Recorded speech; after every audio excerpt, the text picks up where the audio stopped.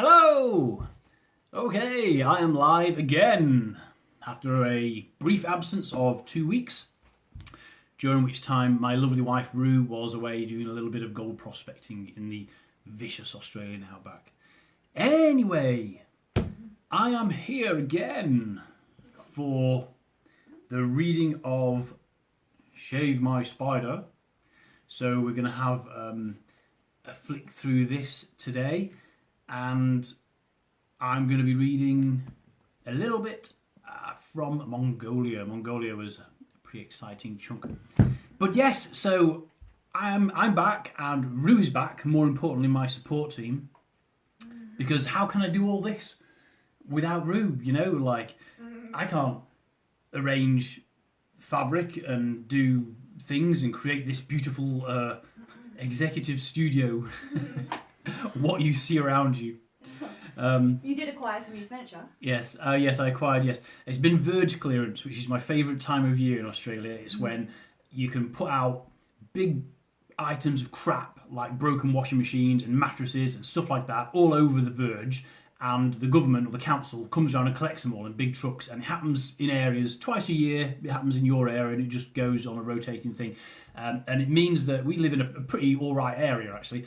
And as you all know, like the trash in a really good area is like way better trash than anyone else's. So people put out genuinely good stuff. So I actually have a huge shelving unit behind here with like a big one of those cube things, which is bastard heavy, let me tell you. Because I was walking back from the pub, as you do, when this lady had put it out on her verge, presumably with 2 or possibly 4 strong helpers. And I sort of went, oh, I'll have that. Rue would love that for her crafting. So I carried it home, which took me quite a while. And then I happened to be walking back again later that evening, and I saw a massive wooden double hammock frame.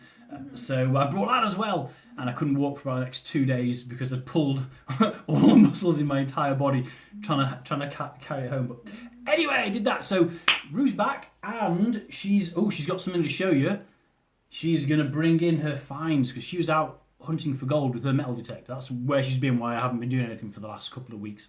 Just surviving. And she's yeah, surviving on toast, as she says. I don't eat much when she's away, no. So that's why I'm looking svelte and skinny.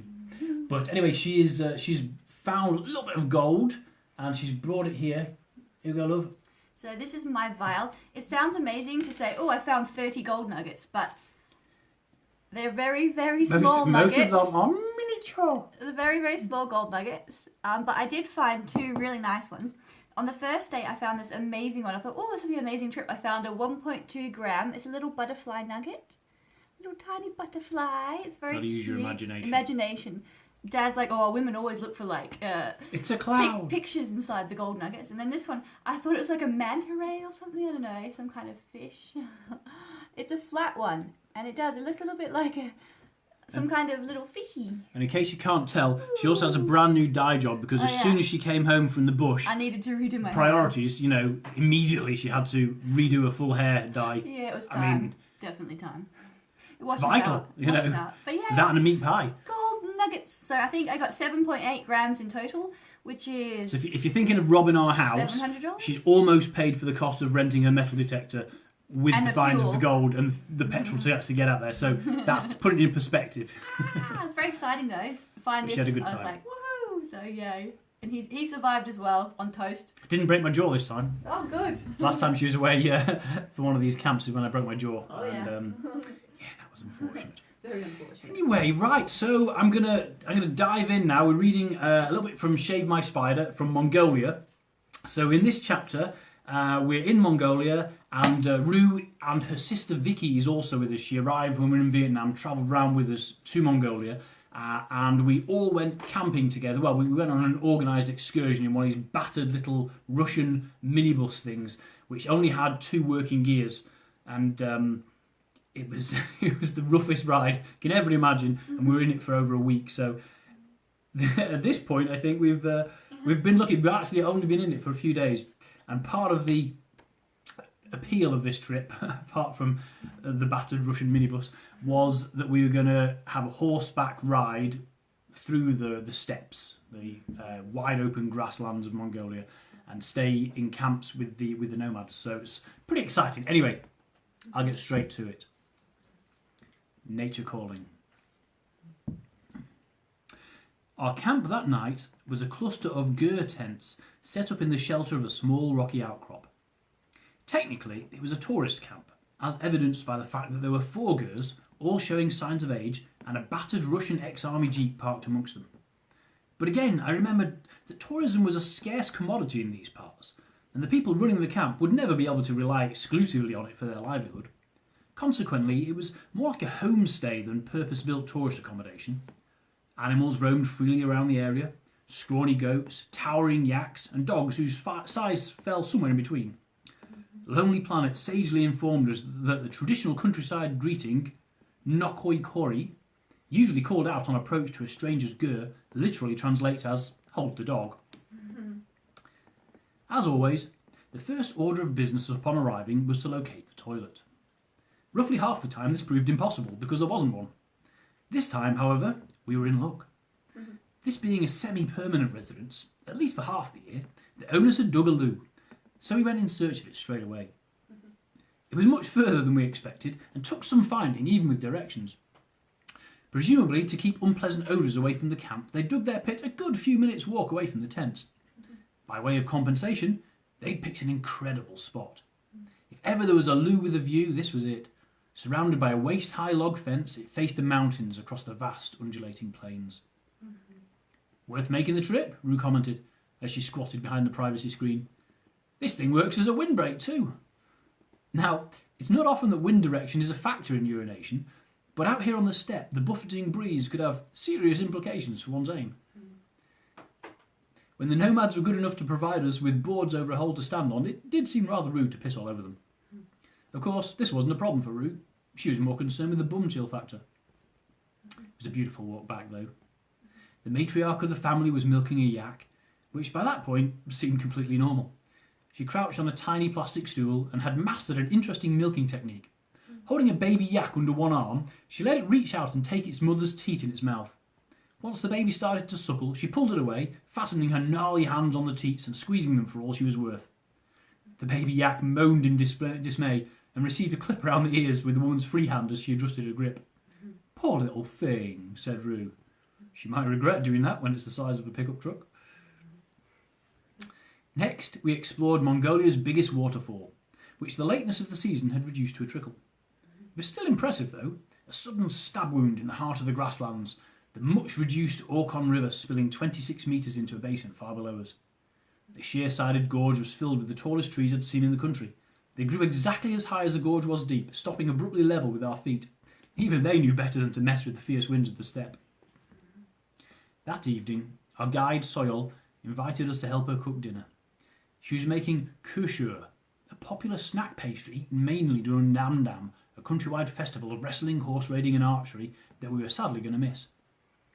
Soyol made dough balls and rolled them out into small circles, working on a round orange table near the central stove. She put a teaspoon of mince in the centre, folded the circle over it to create a pocket and pinched it closed, creating a distinctly crimped edge. My own attempts were significantly less uniform, looking kind of like Soyol's would have if they'd been driven over by a jeep. The girls, unsurprisingly, excelled at kushur crimping, and Soyol fried our creations in batches, serving them hot from the pan. They were delicious, like savoury donuts, and very Moorish. The minced meat in them was, of course, mutton.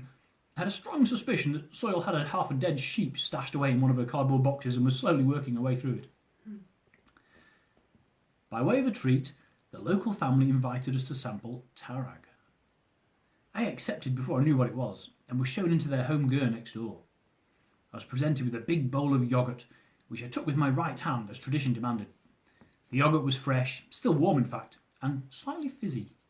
It had a vaguely sour taste, but it was not unpleasant. Made from horse milk, Soyol translated.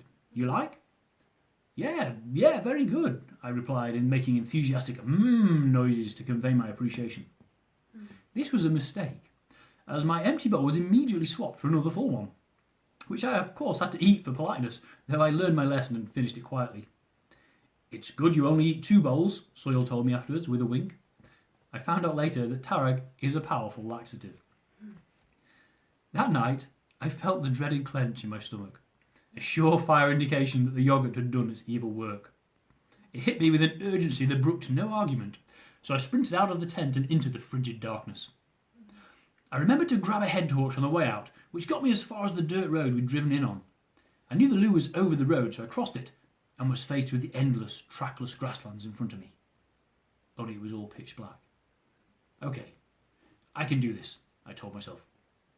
Whilst it's true that my sense of direction isn't the greatest, I knew I only had a short distance to go. I was fairly sure of the rough direction, and of course I was heading for the only structure between me and the mountains. If I reached them without finding the toilet, well, I'd probably have covered at least 100 miles on foot, so I'd probably have shit myself. There was also a rise in the ground, an embankment running parallel to the road. This I also remembered, and I jogged up it and down the other side. Keep walking straight, I thought, because my trajectory on leaving the road here seemed about right. Until I'd been stumbling through the darkness for several long minutes without coming across anything. My stomach gurgled audibly, and I stopped to consider my options. I could retrace my steps and try a slightly different angle from the road, or I could carry on this way and hope. Or I could walk in a spiral, like divers do when searching for something. Perhaps that was a bit ambitious. Plus, it was kind of hard to concentrate with my arse about to explode. Walk back, I decided. Try again. So I turned round, and behind me there was nothing but darkness. No road, no bus, no sign of the camp at all. There was a ridge between here and there, and it prevented even the tiniest trickle of light from reaching me. Then I made a huge mistake. I turned around again. It was automatic, a reflex to see if I could spot any other clues, and just like that, I no longer knew which direction I'd been facing to start with. The night extended seamlessly in all directions. Made me want to cry. I had no frame of reference. The ground rose and fell at random intervals, making walking difficult. But none of these features worked as a landmark. I swept the torch around me, but its beam failed to penetrate the darkness. It was good for showing up the grass at my feet and not much else. Shit! I couldn't risk doing a wild poo, only to discover that in full light of day it was clearly visible 10 feet from camp, leading to an awkward breakfast conversation along the lines of, "Who put that turd there?" I had no choice but to keep walking. About 40 minutes later, I crested a rise and saw the ghost of a log fence. Thank the gods! A dead run because breaking an ankle whilst going to the toilet and freezing to death in the sub-zero wilderness 5 minutes from my tent would be a really shitty way to go. So I moseyed. Within the confines of the logs, the torchlight was far more useful and allowed me to position myself without sticking a leg down the toilet. Then I took hold of the fence and squatted, praying that my arse was aimed correctly and that my frozen fingers would retain their grip. And relax, but not too much. Finally, with my business done, I stood, eyeing the route back to camp. From here, it should be a fairly simple trip. My sense of direction was restored, and sooner or later there should be some light leakage to help guide me. By which I mean leakage of actual light, not the other stuff. So I set off. 10 minutes later, hopelessly lost again, I was starting to despair.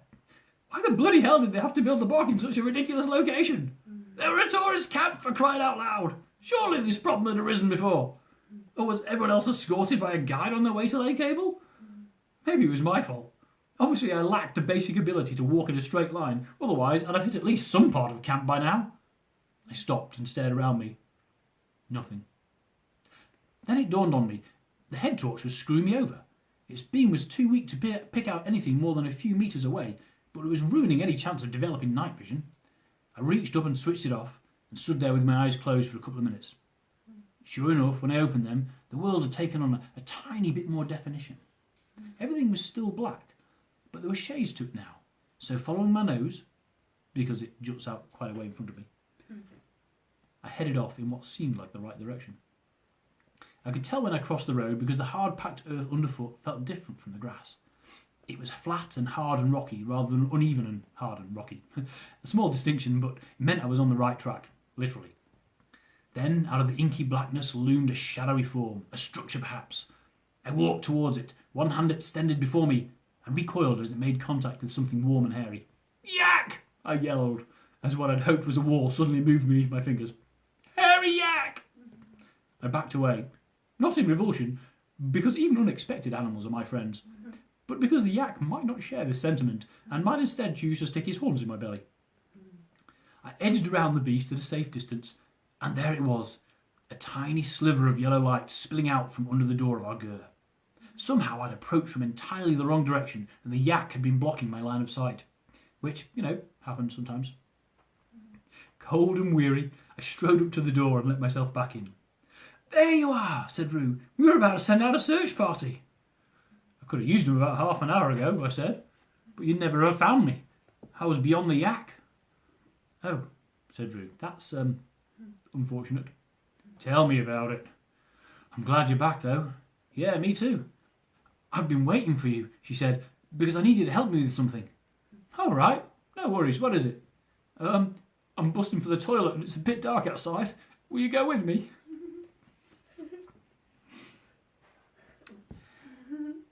One small step for man. The following morning, immediately after breakfast, we were introduced to our horses. A small herd of them had arrived with the dawn, led by a taciturn Mongolian herdsman and his teenage son. This was the part of the tour we'd all been looking forward to. The next 2 days were to be spent in the saddle, exploring the steppes the way the Mongols had for many hundreds of years. In agony.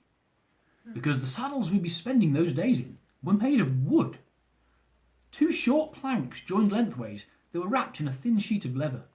Stirrups dangled on loops of rope, and the whole thing rested on a scrap of carpet thrown over the horse's back. That was bound to make it look more comfortable. But this is how the Mongols rode, how they'd been riding for hundreds, nay thousands of years. Genghis Khan had created the greatest empire the world has ever known from one of these things, though how he went on to father hundreds of children afterwards was a mystery. Obviously, the supreme warlord of the steppe had sturdier bollocks. The horses were cute, scruffy miniature beasts with the look of real horses, but about half the size. With the diminutive Mongolian horse herder mounted atop on it, it still looked undersized. With a 6-foot white guy on it, it looked ridiculous. My feet almost touched the ground on both sides.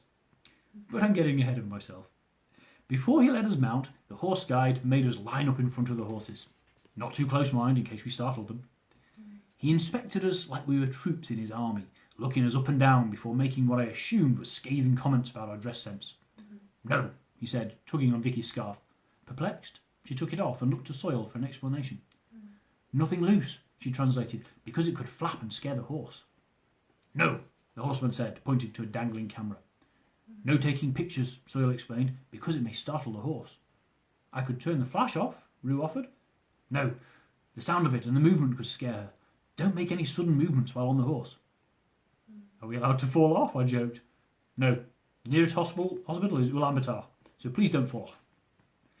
Now, there was a sobering thought. In case of emergency, an airlift did not seem likely, especially since we didn't have any insurance. Well, Vicky did. "Only Vicky's allowed to fall off then," I said, "because they'll send a helicopter for her." Vicky didn't look too thrilled at the prospect. When it came time to mount, we were helped into the saddle by the horse guide's son. Honestly, I think I could have thrown one leg over without difficulty, but the guide seemed to think it was very important that we were helped on and off. "You've ridden before?" Soil asked me.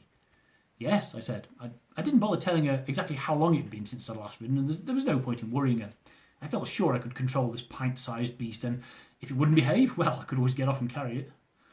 "That's good," Soil told me, "because the man says your horse is nervous." "Oh, well, I can handle it." "Good, you are like proper Mongol." I had the feeling she was mocking me just slightly. "He told me my horse is nervous too," Rue said, nudging it closer. "Oh, funny that." With everyone mounted and struggling to find a comfy position, it was time for the off. Soil guided her tiny pony to the head of the line for a last conference with the guides. "Can you ask him what my horse is called?" I asked her as she went past. "Has no name," she replied. "Why is that?" "All Mongolian horses have no name, because so many." "Ah, fair enough. But these horses have been ridden before." "Oh yes," she replied, "some of them." Soil mounted her horse, looking far more appropriately scaled for it, and we moved off. The van with all our gear in the back of it would meet us at our destination, which for today was a Kyrgyz hot springs, which are famed for their healing waters, like pretty much every hot springs on the planet. By the time we got there, I'd been needing them. It wasn't long before that saddle started to take its toll. Half an hour into our first day on horseback, my arse had begun to sing. The rhythmic back and forth motion, with the saddle rising and falling in time with the horse's gait, was easy enough to master. I let my hips do most of the work, keeping them loose enough to absorb the movement, and for the most part, that that was okay. But sitting on a plank for any length of time isn't pleasant. That's why we invented upholstery. Sitting on a moving plank that spanks you every time your horse takes a misstep, well, that's worse. And Mongolian grasslands aren't known for being smooth. A pair of thick steel rings protruded up from the front and back of the saddle, and the space in between them was clearly Mongolian sized. My buttocks were being ground against the metal with every step, until I shifted slightly forwards, at which point the same thing started happening to my testicles. There really was no way to win here. I'm not saying I have a big ass, but Kim Kardashian, if you're reading this, do not book yourself on a horse tour of the Orkhon Valley. Seriously. By the time we'd gone an hour, my thighs were on fire. I could feel blisters developing in some of the more tender areas of my anatomy. You know, the ones you hope will never have blisters. The heat of the sun and the effort of riding conspired to make me sweat quite a bit, and the sweatiest part of me was the bit stuck to the saddle. Oh man, did it chafe. But pain is a mental thing. I could ignore most of it. I knew intellectually that no permanent damage was being done. Well, except to my chance of having children. So I managed to tune out some of the discomfort, and instead became enthralled in the surrounding scenery. It was epic. The grasslands were as flat and empty as they had been since the last ice age. Occasionally I'd catch a glimpse of the van trailing us at a discreet distance on some invisible goat track. The ground was rocky, with sharp edges protruding from the stubborn grass. Passing a tree was an event. Some had blue scarves tied around them, as though to thank the gods for providing something more interesting to look at. The scale of that place, and the complete lack of anything between the scrub and the sky, dwarfed all my concepts of open spaces. I'd hiked through the wilderness in several countries, but nowhere else did it seem quite so wild and so impossibly isolated. The steppe felt eternal and unchanging, as though humans made no difference here. Neither the wind nor the grass cared one whit about them. They were somebody else's problem. The guide led Vicky's horse by the nose for the first few miles, until she felt brave enough to take control herself. But control was mostly an illusion. The horses followed their herd, as they must have done their whole lives, moving from place to place with their owner and his family. In his battered trilby and crumbling leather boots, this guy was the real deal, not gimmicked up for the public. Because why bother? Out here, everyone was the real deal. Here, the nomadic herders followed the grazing, followed ancient migration patterns. Hell, they followed the I Ching for all I knew. Their lives were simple and their needs were basic. It was a hard life for a tough people. But at least they didn't get stopped 5 times a day and asked if they had accepted Jesus. One of the other girls who was on the tour with us, a blonde girl from Norway, had the least control over a horse. Head down, munching grass, it ignored the rest of the group until we'd all filed past. Then it would look up, think, shit, they're getting away, and bolt back to the front of the column. Once there, it would chill out and start grazing again, waiting until the last horse plodded in front of it before repeating its burst of energy. The blonde girl was carried along from the ride, bouncing around with a white-knuckle grip on the saddle ring, and then she sat there grinning sheepishly as we rode past her again. The horse kept this up all day. When I spotted the van parked beside the river and realised we were about to stop for lunch, I could have cried. Is this enough adventure for you? Rue asked as she munched on a sandwich. I thought about this for a moment. Love, next time I suggest doing something adventurous, I want you to kick me as hard as you can in the testicles and keep kicking me until I remember this moment. It'll be safer, a lot cheaper, and at least one of us will get to have some fun. So, you're thinking of wearing the J-Lo pants then? The what? Then a bull pinged in my head. The J-Lo pants! I found them in a tiny supermarket in Hanoi and tried them on for a laugh. They were women's knickers, flesh-coloured and satin smooth. Only, for no reason any of us could figure out, they had thick padding on each bum cheek, like a wonder bra for your butt. I can only guess the Vietnamese had discovered reality TV. After wearing the pants all around the shop just to watch people's reactions, I thought I'd probably better buy them. They were a steal at $3, and they've been buried in my rucksack ever since. No matter what anyone says. Now I dug them out and pulled them on over my jeans. At 3XL, they were a snug fit. Who knew? I instantly felt more attractive, and my twerking confidence increased 100-fold. Rue filmed me, whilst Vicky, Soil, and the 3 other girls pissed themselves laughing. Our horse guide just looked very confused. Within minutes of climbing back on the horse, my arse was in agony again. Unsurprisingly, the J-Lo pants did absolutely nothing to protect my delicate buttocks. I felt like I'd been kicked from Karkoran to here without being allowed to touch the ground.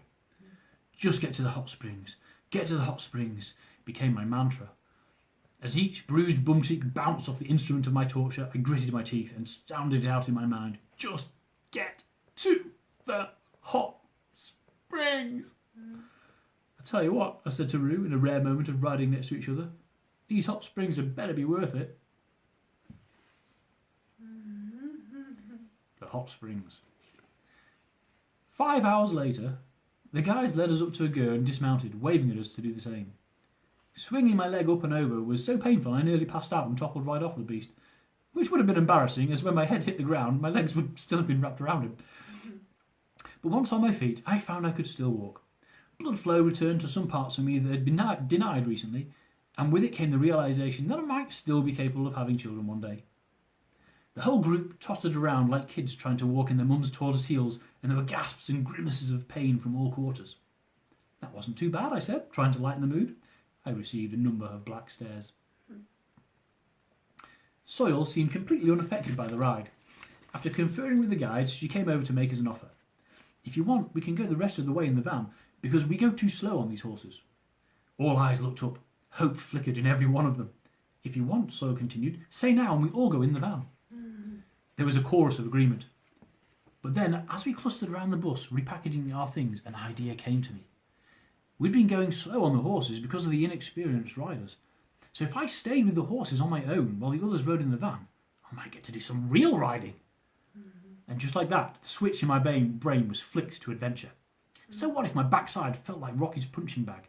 This could be the experience that made Mongolia for me, galloping across the wild steppe like one of Chinggis's riders, only without the butchery, rape and pillage at the end of it. I think I'll take my horse, I said, eliciting shocked responses from all around me.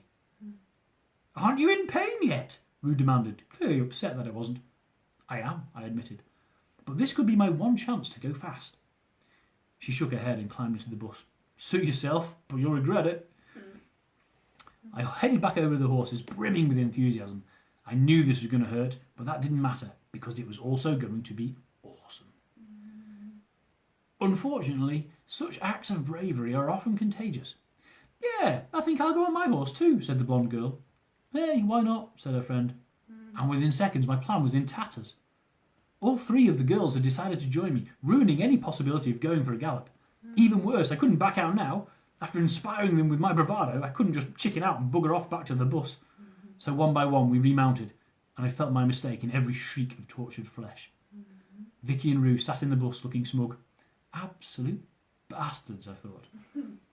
But it was not directed at my wife and her sister, nor at the girls who had unintentionally scuppered my scheme. This epithet was reserved for the gods of fate, which is who I chose to blame when I know, deep down inside, that it was really my fault. The bus led the way, speeding off down a dirt road in a fashion which Roo later told me was even less fun than being on the horses. We plodded along afterwards, each lost in our own private torment.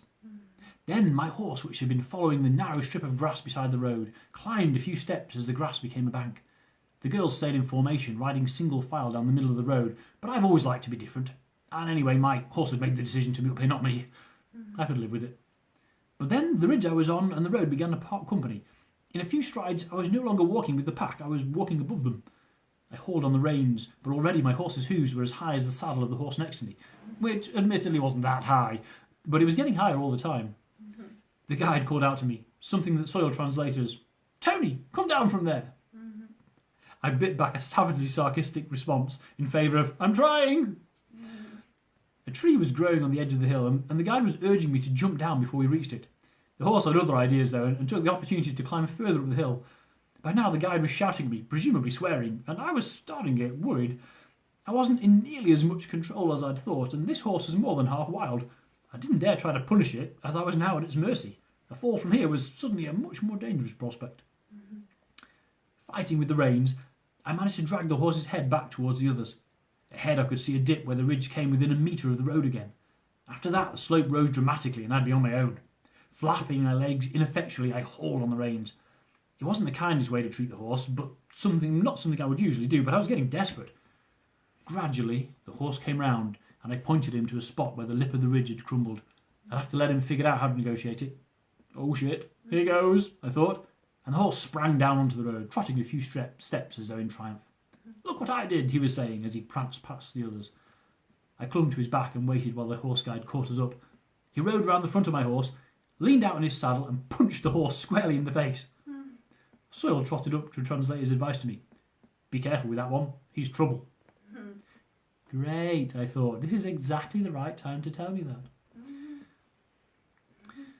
An hour down that road, we came to a fence. The van was parked in a nearby clearing, and Rue and Vicky were waiting for us. This was it. I dismounted eagerly, if a little stiffly, and we all piled through the gate, along a path and up the hill. And finally we saw it. The famous hot spring. Vicky gave voice to the words that were on everyone's mind. You have got to be fucking kidding me. There, right before us, was a barely discernible puncture in the earth's skin. From beneath a small pile of stones, steaming water trickled out into a depression the size and depth of a dinner plate. Well, okay, maybe not quite that big. I believe the technical term for this natural phenomenon is a puddle. It has to be said that as tourist attractions go, it was a bit of a disappointment. Although it was more of a hot dribble than a spring, I guess it fulfilled the dictionary definition. Water, heated by geothermal activity inside the ground, came out of it at precisely this point. Only it came at a rate that, if it had been a leaky tap in your bathroom, you wouldn't even have bothered to call a plumber. Suddenly the ridiculousness of the situation caught up with me. I don't think we'll be taking a bath in it, I said, and chuckled. The van driver was similarly unimpressed. He brought a plastic Coke bottle to fill with these supposedly healing waters, but the puddle was too shallow to get the neck of the bottle into. We'd struggled so hard to get here, and our expectations had grown alongside the pain. For the last few hours I'd been fantasising about total body immersion, sliding into a pool of hot mineral-infused water and letting the heat and the bubbles massage the ache from my muscles.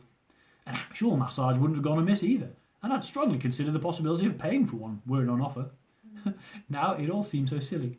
This was Mongolia, for God's sake. What on earth made me think that after days and days of grass and goats and canvas-covered tents, there'd be some kind of luxury resort? A health spa with fluffy white towels and maybe even a steam room? Exotic fragrances in the air and natural salts and huge stone baths? I've been thinking of England. The Roman baths at Bath. Or New Zealand, where they had a modern-day version near Rotorua. Not Mongolia, where the concept of any kind of bath had yet to catch on. Hell, the concept of running water had yet to catch on everywhere outside the capital. I should have known. We later discovered there was only one public swimming pool in the entire country, in central Ulaanbaatar, and it was closed. Soil, bless her, tried hard to mitigate our disappointment. It only occurred to me now that neither she nor our driver had been here before. There was an element of the blind leading the blind at work here, but I didn't want to think too hard about that. Instead, I focused on the conversation between Soil and an extremely reticent old man who turned out to be the owner of the spring. It took her a long time to coax the information out of him, but it turned out he was planning to build something similar to what we'd expected, on a more appropriate scale, no doubt, but he'd already built a wooden chalet which was to be a hotel of sorts. He'd also erected a narrow concrete hut, the first use of a solid building material I'd seen since the sporadic wars in Karkorin. Inside the hut was the old man's pride and joy, a row of modern shower cubicles, not unlike my high school changing rooms. The water for these was supplied by a huge steel tank which was raised on stilts behind the chalet, and it was spring water, slowly siphoned from the lowest puddle at a rate that would take roughly a decade to fill. After a good 10 minutes of terse negotiation, Soil broke the good news. You want to try? Hardly able to contain my excitement, I volunteered to be the first person to test the showers. The owner had given them a go, of course, to check they were working, but I didn't think he'd actually stripped off for it. Mongolians are quite strange when it comes to water touching their bodies, and until the place opened for tourists, sometime in the next millennium, judging by demand, no one was going to get near it.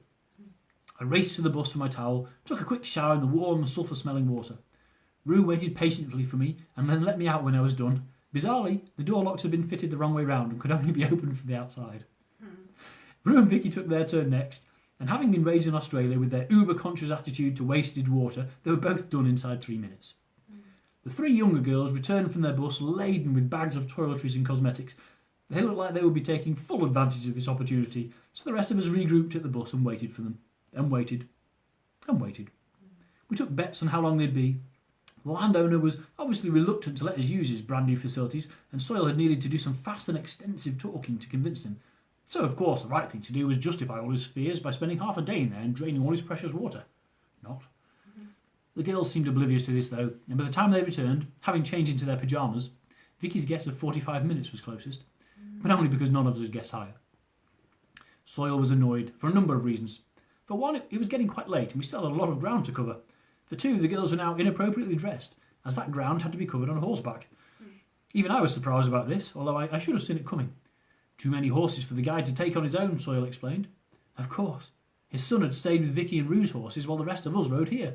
It was my fault the horses had been brought at all instead of being left at the Gur. But if the girls hadn't decided to spoil my fun by accompanying me, there'd only be my horse to take back anyway. And if I could have ridden at a decent speed, I'd have been more than happy to take myself back. But no.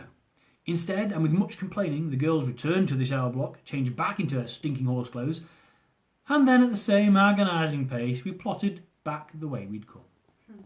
The only point of interest on this last hour of torment came when I guided my horse along the track beneath the ridge he'd tried to climb earlier. Apparently he saw a stick in the path and thought it was a snake, so he tried to climb the ridge again, only backwards this time. I pretty much shit myself at that point, I can tell you. How are we doing for time, love? 36 past 2. 36, okay. Right, I'll do one more last one. A little bit of a change up, so this is when we'd gone back to Ulaanbaatar, the capital city of Mongolia. City of the Lost. Ulaanbaatar is an interesting place. Or perhaps anachronistic would be a better word for it. Guidebooks harp on about a fusion of cultures, how the ancient and modern collide and contrast here. But that's just a fancy way of saying it's been built too damn fast and it's sodding ugly as a result of it. 200 years ago, UB wasn't even a permanent settlement. A tent village that came and went, housing Mongolia's most prominent monastery in the process, it began to linger in the rough vicinity of the modern city because it was a popular spot for trading. 100 years ago, the population of the city, then called Urga, was just 60,000, a third of whom were monks. Apart from their Chinese overseers, they were all still living in tents. It was around this time that Mongolia decided to throw off the yoke of Chinese oppression. The Chinese disagreed naturally and carried on oppressing the citizens of Urga until the Russians invaded in 1921. The Russians managed to conquer Urga twice in the same year, once in the name of Imperial Russia and then again in the name of the Communists. They renamed the place Ulaanbaatar, meaning Red Hero, in 1924 and spent the next 50 years building a whole city of identikit Soviet apartment blocks on top of the Gur districts. In keeping with most of Russia, not much changed until 1990, at which point Western culture exploded onto the scene, with the population skyrocketed to over 1 million inhabitants, and the city traded all of its old problems for new ones, like traffic jams and smog and following foreign investors wanting to build multi-million-dollar skyscraping hotels, where presumably tiny wrinkled old ladies would still mop the carpets. UB is the very definition of the phrase "a victim of its own success." With no clue how to handle the sudden influx of people, the wealth, the city's planners seem to have shrugged their shoulders and copied everyone else, buying Hummers and driving them straight into gridlock, there to spend the remainder of their natural lives. Sorry. We had one more day before Vicky was due to fly home. Understandably, she wanted to see as much of the city as was possible. Now, you can spend a week in London or Paris or New York and not even come close to seeing everything, but Ulaanbaatar is a bit different. Our first exploration, we came across the huge square at the centre of the city, flanked by the government palace, the Central Cultural Palace, the Mongolian Stock Exchange, and the HQ buildings of both national banks. Sitting there proudly in the centre of the square is an imposing statue of the revolutionary hero Damdin Sukbatar, literally axe hero, astride his horse. TripAdvisor had a list of the top 10 things to see in Ulaanbaatar. 3 of them were this statue. The next 4 were the square surrounding the statue and the government building fronting the square, twice each. It made sightseeing tour quite efficient. Number 8 on the list was a traditional operatic performance called Tumenek. Number 9 was the railway station. So we decided to go to the opera. Reviews of the Tumenek show pretty much all agreed on 2 points. That it was absolutely brilliant and it was an absolute bastard to find. For starters, the guidebook couldn't give us an address because most buildings in Ulaanbaatar don't have one. It's one of those trifling conventions of the outside world which Mongolians couldn't be bothered with. I guess in a society where most of the older generation grew up as nomads, having fixed points of reference for each house was too alien a concept. So a typical address in UB is something like the 3rd building with a blue door going east on the street behind the History Museum. It made me awfully glad I hadn't asked Mum to post my bank cards here. We asked in the tourist info office for directions and the conversation went like this. Hello, we'd like to go to Tumenek. Oh, Tumenek, very good. That's great. Where is it exactly? Oh, Tumenek. It's very hard to find. Which begged the question, why the bloody hell don't you signpost it then? The tourist info girls tried to show us the location on an outsized cartoon map, which we later discovered was not to scale. Nevertheless, we followed their dubious directions, wandering away from the main streets and past the skeletal remains of a multi-storey car park that had been abandoned either mid-construction or mid-demolition. After an hour, we found ourselves in yet another random back street, which was unremarkable apart from a round road sign which had a picture of a trumpet with a line through it, crossing it out. No trumpets. Presumably, unruly trumpet playing had been a major problem in the past. I wondered if real estate agents put it in their small print, warning, this street carries harsh penalties for trumpet violators. It would have made more sense if we'd spotted the sign in other areas, but we never saw it anywhere else. It seemed a trifle unfair that residents of this street weren't allowed to play their trumpets while the rest of the city could do it as often as they liked. A few streets further on, we came to a fenced-off patch of wasteland. The gate was open, so we strolled in to investigate. We found an empty car park and a low brick building which seemed to have some activity going on inside. I went in, discovering that it was a pub with a handful of old men propping up the bar. My simple question of "Tumenek?" was met with wide, sweeping arm movements which could have meant anything from round the back to take the ring road right north of the city. I think it's round the back, I said confidently to the girls when I emerged. So we went round the back, and I immediately reversed my opinion. Round the back was some sort of dumping ground for old sea containers. About a dozen of them were stacked here and there, rusting away, the rough ground between them littered with broken glass and bits of household waste. Okay, this might not be the way, I admitted. No shit, said Rue. A gap between two stacks of containers led back into the surrounding wasteland, so we picked our way through to see if there were any clues. And suddenly, there, appearing beyond a straggle of unruly bushes, was another low building. It was Tumenek. And it certainly lived up to its reputation. It had been an absolute bastard to find. Perhaps the craziest thing was that this deserted stretch of rubble-strewn no-man's land was, according to the map, Mongolia's National Children's Park. I'd already figured out that Mongolian children were a lot tougher than their Western counterparts, most of them competing in extreme horse races and wrestling tournaments by the age of 5, but still, I've seen derelict industrial estates that looked safer to play in. This was meant to be the biggest park in the country. Obviously, their ideas of what constitutes a park differ slightly from ours. I guess when you've got the wild beauty of the steppe right outside town, a green space within the city does seem a tad redundant. So, on to the performance. We'd given ourselves plenty of time getting lost, so we were among the first to arrive and buy tickets. We hung around while the audience grew, then filed in to take our seats. And that's when we discovered why the Tumenek ensemble was happy to remain hard to find.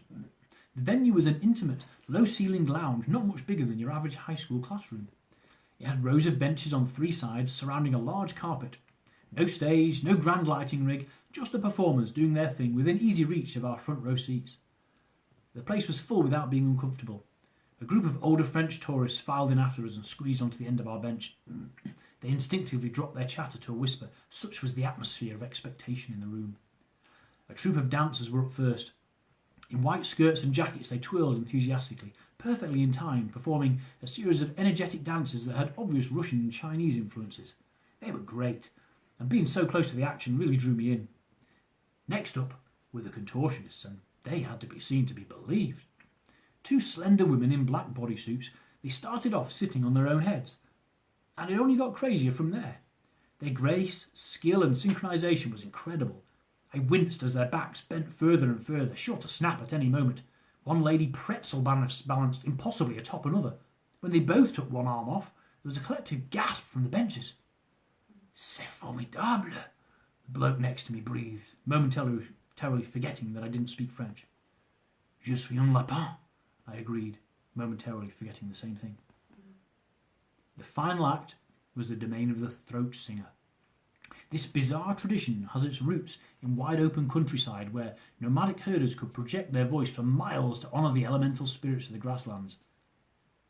I had a friend at university who referred to vomiting as calling Ralph on the great white phone, because you inevitably ended up with your head in the toilet bowl going, "Ralph!" Tonight's performer had taken that Ralph sound and weaponised it. His eyes half closed, his head shook like he was fighting off demonic possession, while sounds I swear can only be made with an electronic synthesizer pulsed out of him. The room throbbed. His ululations rode up and down the scale from a nasal whistle to a deep, earth tremor-inducing vibration. If you took what they did to Mel Gibson at the end of Braveheart and did it to the Balrog from The Lord of the Rings, you'd get a close approximation of what we were hearing. In a word, it was unearthly. Tumanek had therefore fulfilled the second part of its legend in that it was absolutely bloody brilliant.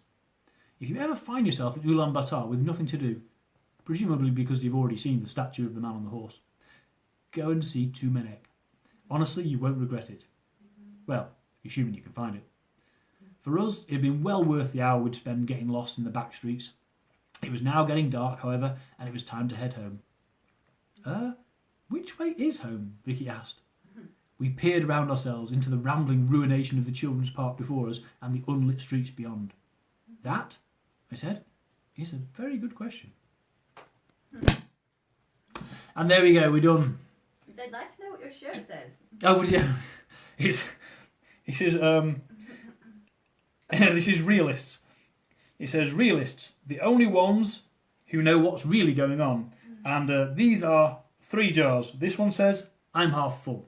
This one says, I'm half empty. And this one says, I think this is pee. Appropriate. So there you go, yes. Famed for my political correctness in all forms, I am actually wearing a t-shirt with piss on it. Happy days. Right. Stay safe. Stay safe, guys. I hope you're all doing really, really well and managing to survive the destruction of the world, which seems to be going on around us at an unprecedented rate. But I won't put too big a downer on it. Just say, look after yourselves, and hopefully you'll all be back to see me do another reading next week. Drink lots of water. It fixes everything. Says the Australian. Yes, guys, look after yourselves and be safe, and I will see you all next week for another reading from Shave My Spider. Next time we'll do China. Yay! Thanks, guys. Thank you for listening. See you later. Thank you. Look